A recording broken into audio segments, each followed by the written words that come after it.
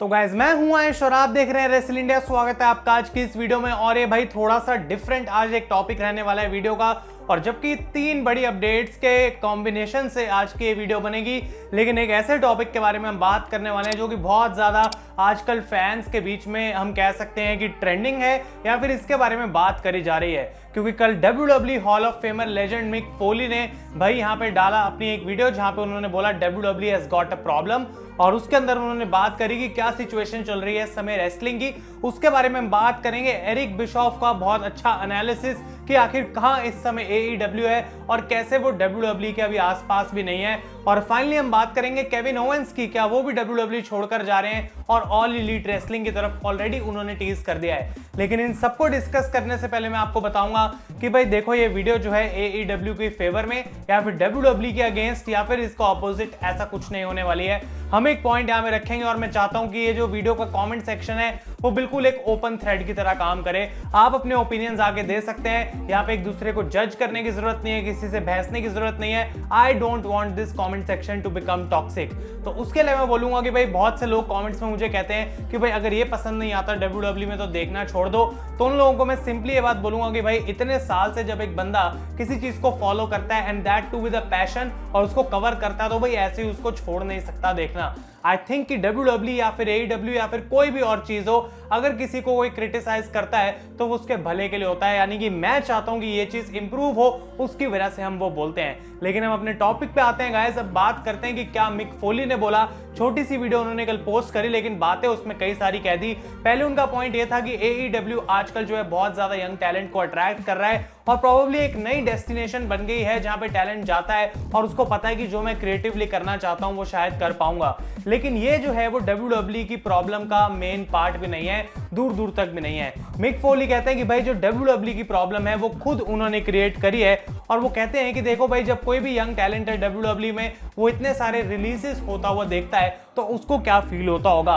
Carrion cross की उन्होंने बात करी, किस तरीके से NXT में वो इतना कमाल का था, लेकिन जब से वो मेन रोस्टर पे आया कितना वाटर डाउन या फिर एक लोअर लेवल का उसका वर्जन हो चुका है। और हम कह सकते हैं कि उसकी डेब्यू पे WWE ने जोक बना दिया था, वो मास्क वगैरह पहना के, ना स्कारलेट है ना कुछ है। और उन्होंने ये बात भी बोली कि भाई देखो अगर कुछ टूटा ही नहीं है तो उसको जोड़ने की कोशिश नहीं करनी चाहिए। If it's not broken do not fix it. और WWE ऐसा लगता है कि भाई अगर मेन रोस्टर पे कोई भी आ रहा है NXT से, तो उनको लगता है हाँ हम इस पे अपना जो है वो नुस्खा आजमाएंगे या फिर हम इसको अपने तरीके से केटर करेंगे और जो हम चाहते हैं वो हम इसको बनाएंगे, ना कि उस बंदे की स्ट्रेंथ्स के साथ वो खेलते हैं। इसके अलावा मिक फोली ने यहाँ पे ये भी बोला कि भाई WWE ने मेरे लिए मेरे करियर में इतने सारे कमाल की चीजें करी, मुझे बहुत अच्छे तरीके से बुक करा और उसके लिए मैं थैंकफुल भी हूँ WWE के लिए। लेकिन वो एक अलग टाइम था, एक डिफरेंट टाइम था। आज का जो क्रिएटिव है, जो WWE में बैकस्टेज बुकिंग चल रही है, जो पूरा कंपनी का सिनेरियो चल रहा है, आई डोंट थिंक मिक फोली कहते हैं कि उसके अंदर एक यंग टैलेंट देख के कह सकता है कि हाँ ये क्रिएटिव टीम मुझे अच्छे तरीके से बुक करेगी। इसके अलावा उन्होंने यहाँ पे बात ये भी बोली कि भाई देखो WWE के पास एक प्रॉब्लम है और वो खुद ही इस चीज को फिक्स भी कर सकते हैं। तो ये छोटी सी वीडियो थी, लेकिन इसके बाद ट्रेंड हो रहे थे मिक फोली कल ट्विटर पे, और उन्होंने ट्वीट जाके करी कि भाई शायद मेरा ओपिनियन अभी भी मैटर करता है, इसी वजह से मैं यहाँ पे ट्रेंड हो रहा हूँ। और इनकी इस फेसबुक वीडियो पे रिकीशी ने भी कमेंट करा और बोला कि मैं 100% एग्री करता हूँ मिक तुम्हारी बात से। तो आई डोंट थिंक गाइस कि रिकीशी और मिक फोली जो कि इस पूरे बिजनेस के लेजेंड्स रह चुके हैं, आई नो वो एक अलग टाइम के अंदर था, लेकिन तब भी अगर कोई प्रॉब्लम है तो वो दूर से ही सेंस कर लेते हैं। एंड आई थिंक कि Undertaker and even John Cena, इन 2 बड़े लेजेंड्स ने भी रिसेंटली हिंट करा है कि आखिर किस तरीके से जो आजकल का WWE में प्रोडक्ट चल रहा है वो शायद उतना अच्छा नहीं है जितना उसको होना चाहिए। And this is constructive criticism, क्योंकि अंडरटेकर भी वहां पे बैठ के ये नहीं चाहते कि WWE की डेथ हो जाए, कंपनी बिक जाए। वो चाहते हैं कि ये कंपनी कैसे इंप्रूव कर सकती है, इसीलिए वो ये सारी बातें बोलते हैं। जॉन सीना के वर्ड्स थे कि भाई अगर WWE एजिंग रोस्टर पे डिपेंडेंट हो जाएगी तो उनके लिए आने वाले टाइम में प्रॉब्लम हो सकती है। तो क्या आपको नहीं लगता कि जो प्रॉब्लम फैंस इतने सारे सोशल मीडिया पे जिसकी बात कर रहे हैं, जिसकी मैंने और रोहित ने अभी रिसेंट पॉडकास्ट में बात करी, क्या वो जॉन सीना नहीं परख सकते अगर हमने परख लिया है? एंड आई डोंट थिंक कि अभी आपको कमेंट में जाके कुछ उल्टा सीधा लिखना चाहिए कि हेट फैलानी या फिर ये बात, क्योंकि अगर आप ढंग से सुन रहे हैं तो आप आई थिंक मेरा पॉइंट समझ पा रहे होंगे। इसके अलावा हम बात करते हैं गाइस एरिक बिशॉफ की, जिन्होंने रिसेंटली अपने 83 वीक्स पॉडकास्ट पे एक बहुत अच्छा एनालिसिस करा कि आखिर कैसे AEW WWE के जो है वो थोड़ा सा उसके ऊपर दबाव डाल रही है। सोशल मीडिया पे काफी चैटर मच रही है और डेफिनेटली AEW कुछ ऐसे स्टेप्स ले रही है जिसकी वजह से शायद वो गैप गैप जो है थोड़ा क्लोज कर पा रहे हैं WWE के लिए। लेकिन एरिक बिशॉफ कहते हैं अगर हम एक्चुअल बिजनेस की बात करें, अगर हम नंबर्स की बात करें, तो अभी भी AEW 50% रेटिंग्स लेके आ पा रही है WWE के साथ। तो हम ये नहीं कह सकते कि वो मार्केट शेयर ले रहे हैं। इसका मतलब कि ऐसा नहीं है कि WWE के फैंस अब AEW को देखना शुरू कर रहे हैं, ऐसा नहीं हो रहा। ये जो ऑडियंस है दोनों कंपनीज की मिक्स है, यानी कि मोस्ट ऑफ द फैंस दोनों कंपनीज को देख रहे हैं। अब बिशॉफ कहते हैं कि अगर AEW को ऐसा लगता है कि उनको मार्केट शेयर चाहिए WWE से, तो उसको करने का एक ही तरीका है, and that is going head to head with WWE। तब एक्चुअली में पता लगेगा कि कौन क्या प्रेफर करता है। क्योंकि अभी जो है अगर मैं रॉ देख रहा हूं, मैं स्मैकडाउन लाइव देख रहा हूं, तो मैं डायनामाइट भी लाइव देख सकता हूं, वो अलग दिन पे आती है।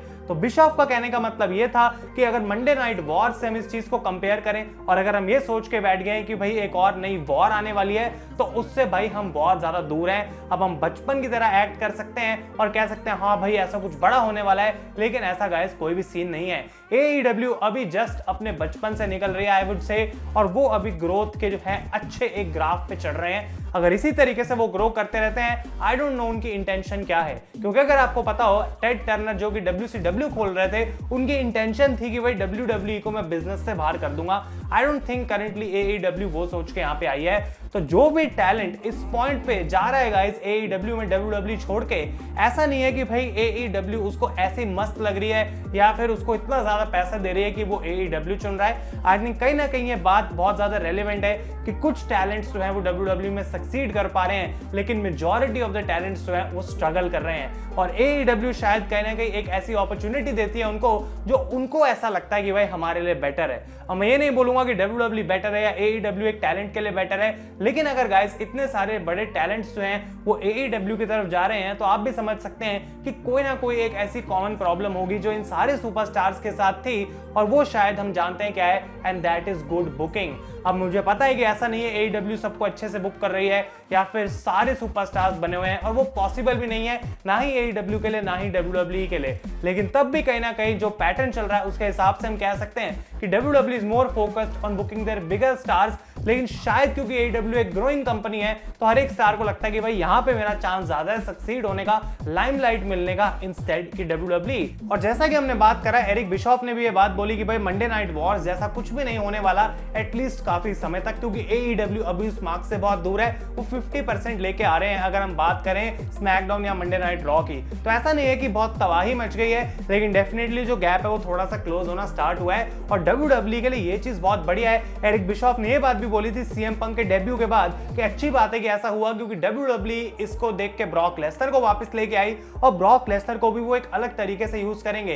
तो अगर Brock as a baby face हमें देखने को मिलता है, जो 15 सालों से हमने नहीं देखा रेसलिंग के अंदर, तो भाई वो कितनी बढ़िया बात है। और ये जो सोल्यूशन निकला, ये जो WWE ने बेटर करा AEW पंक को लेके आई, इससे फायदा किसका हुआ? रेसलिंग फैंस का। और डेफिनेटली अगर आप इसको सही तरीके से देखते हैं, तो मेरे हिसाब से यहाँ पे कोई लड़ने का वजह ही नहीं है। I think we can enjoy both things, और अगर आप थोड़ा आराम से एक्ट करेंगे तो आप भी ये बात समझ जाएंगे। इसके अलावा गाइस केविन ओवेंस का एक और टॉपिक था जिसके बारे में मैं डिस्कस करना चाहता था, क्योंकि उन्होंने भी टीज करा AEW को ज्वाइन करना। माउंट रशमोर के कोऑर्डिनेट्स उन्होंने अपनी बायो में डाले, उसके बाद उसको हटाया और लिखा ऑलमोस्ट देयर। और ये माउंट रशमोर कोऑर्डिनेट्स कैसे AEW से लिंक है? क्योंकि उनका गिमिक था गाइस एडम कोल और यंग बक्स के साथ WWE में आने से पहले, जिसका नाम था माउंट रशमोर। उससे केविन ओवेंस बाहर हो गए थे ऑब्वियसली जब उन्होंने WWE को ज्वाइन करा। और जैसे ही ये चीज ट्विटर पे ट्रेंड होनी स्टार्ट हुई भाई, तो यहाँ पे एक आर्टिकल हमको पढ़ने को मिला जहां पे लिखा था कि 2018 में एक इंटरव्यू में केविन ओवेंस ने बात बोली थी कि हाँ भाई मैंने एक 5 साल का कॉन्ट्रैक्ट साइन कर लिया है, यानी कि 2023 तक वो WWE के साथ हैं। और उन्होंने ये भी उस इंटरव्यू में बोला था कि इस समय कोई प्रॉब्लम नहीं है मेरी और WWE की, और मैं नहीं देखता अपने आप को इस कंपनी को छोड़ के जाना, और कोई रीजन नहीं है मेरे पास कि क्यों मैं अपना करियर WWE में खत्म ना करूं। लेकिन गाइस माना जा रहा है कि कोविड सिचुएशन की वजह से बहुत सारे सुपरस्टार्स का जो कॉन्ट्रैक्ट है वो रिकंस्ट्रक्ट करा गया था, और केविन ओवेंस की जो नई खत्म होने की डेट है कॉन्ट्रैक्ट, वो बहुत जल्दी आने वाली है, एंड दैट इज जनवरी 2022। तो WWE को एडम कोल की तरह यहाँ पे ऐसा नहीं है, कुछ पता नहीं है, उनको पूरी नॉलेज है कि केविन ओवेंस का कॉन्ट्रैक्ट आज से 6 महीने बाद खत्म होने वाला है। क्या ओवेंस ये सब इसलिए टीज कर रहे हैं ताकि वो ऑलरेडी एक रीनेगोशिएशन कर सके और WWE के साथ एक और बड़ा कॉन्ट्रैक्ट साइन कर सके? डेफिनेटली ये हो सकता है, क्योंकि रैंडी ऑर्टन ने भी एग्जैक्टली ये चीज करी थी। तो आई डोंट नो, मैं यहाँ पे ऐसा कुछ नहीं बोलूंगा कि केविन ओवेंस को AEW चले जाना चाहिए बेटर बुकिंग के लिए। I think Kevin Owens is a great star और WWE ने पहले भी प्रूव करके दिखाया है कि केविन ओवेंस किसी भी रोल में आ जाए भाई, वो बंदा इतना बढ़िया है कि वो बहुत बकवास कभी कुछ नहीं करने वाला। तो केविन ओवेंस पे मेरे में बहुत ज्यादा फेथ है। आई थिंक उनको WWE अच्छे से भी यूज कर सकती है। करंटली कॉर्बिन के साथ उनकी फ्यूड चल रही है क्योंकि ऑब्वियसली एक मिड कार्ड फ्यूड है। तो गाइस ये 3 अलग अलग चीजें आज की वीडियो हमने डिस्कस करी हैं। पहली ऑब्वियसली मिक फोली के कमेंट्स, एरिक बिशॉफ का एनालिसिस और केविन ओवेंस की करंट कॉन्ट्रैक्ट सिचुएशन। इसके ऊपर आप अपना कमेंट दे सकते हैं और एक बार फिर से रिमाइंडर मैं ये दूंगा कि ये वीडियो भाई कोई ऐसी नहीं है कि मेरे लिए AEW बेटर है या WWE बेटर है। बस ये एक थोड़ी लाइट डालने की बात है कि हम बोल सकते हैं कि हाँ भाई टैलेंट्स जो हैं उनको इस समय बहुत दिक्कत हो रही है सोच के कि आखिर हम कैसे WWE में सक्सीड कर पाएंगे, क्योंकि अगर हम ट्रेंड देखें पिछले कुछ सालों का, then WWE has failed to create many new stars. और अगर ऐसा ट्रेंड कंटिन्यू होता रहा तो शायद, एक बहुत बड़ा शायद है कि AEW उनके ऊपर गैप क्लोज कर पाएगी, वो भी तब अगर वो इसी लेवल से ग्रो करते रहते हैं जैसा कि उन्होंने पहले 2 सालों में करा है। तो सारी चीजों पे आपको अपना ओपिनियन देना है, लड़ने की जरूरत नहीं है, लेकिन इट्स एन ओपन थ्रेड, तो डेफिनेटली अपना ओपिनियन दे। अगर ये वीडियो पसंद आई है तो इसे लाइक करें गाइस। तब तक के लिए thank you so much for watching. मैं हूं आयुष और आप देख रहे हैं रेसलिंग।